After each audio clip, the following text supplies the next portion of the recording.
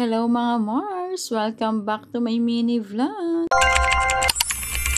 For today's ganap nga mga mare, samahan nyo nga ulit kaming mamili ng aming mga paninda at ito nga yung huling araw na makakasakay nga tayo dito sa ating sidecar. Naibenta na kasi natin to mga mare at bukas nga kukunin na to ng bagong may-ari. 4 na taon nga ito sa amin mga mare at hindi naman ako nang hinayang na ibenta to. Hindi na nga lugi yung bibili nito mga mare dahil maganda pa nga itong aming sidecar. Kailangan nga lang talaga namin magpagawa ng bago mga mare dahil nga lumalaki na itong aming mga chikiting at medyo sikip na nga kami dun sa aming sidecar. Anyway, after nga natin bumiyahe mga mare, dumiretso nga muna kami dito sa New Star. Kailangan ko kasi ng storage box mga mare pero tingnan nyo naman dahil kasama natin itong ating mga chikiting, dito nga ang unang puntahan sa may mga laruan. Pero dahil marupok tayong nanay, ibibili pa rin ng laruan kahit tambak na nga yung mga laruan dito sa ating bahay. At ayan nga mga mare, nakakuha lang ako ng storage box ito at nagbayad na nga rin tayo agad. At tingnan nyo naman itong mga batang to sa simpleng laruan ay nako, tuwan-tuwa na naman ang kanilang pagkatao. Ito naman asawa ko, akala mo naman ang bigat-bigat talaga ng binubuhat niya. After nga nun mga mare, dumiretso na nga tayo dito sa ating pinag-groceryhan o pinagbibilhan ng ating mga paninda at tingnan nyo nga mga mare, talagang malapit na talaga ang Pasko. Ang dami ng pang Noche Buena dito.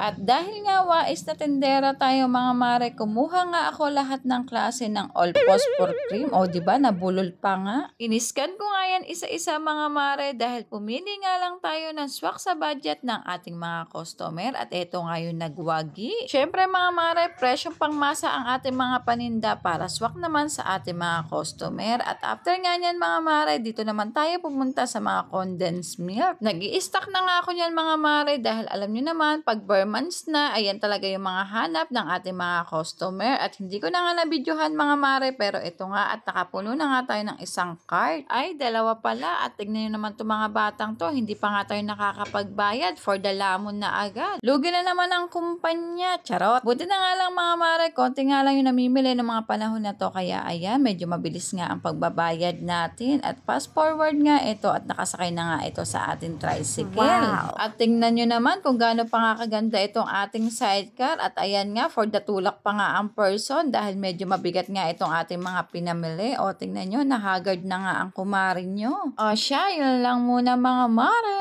Thanks for watching everyone. Bye!